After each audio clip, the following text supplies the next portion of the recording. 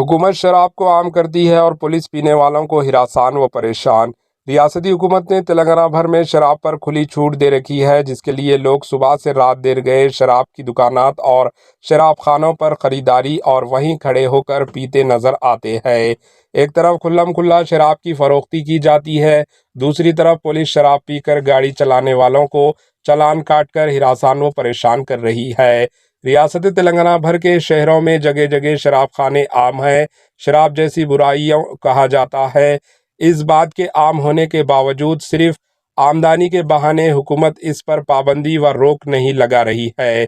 मौसम सरमा उरूज पर है और लोग हैं कि इस मौसम में शराब ज्यादा ही पीने को तरजीह देते हैं, जिसके लिए मर्द, नौजवान, खवातीन और लड़कियां भी इस आदत में मुलव्वस हो चुकी है।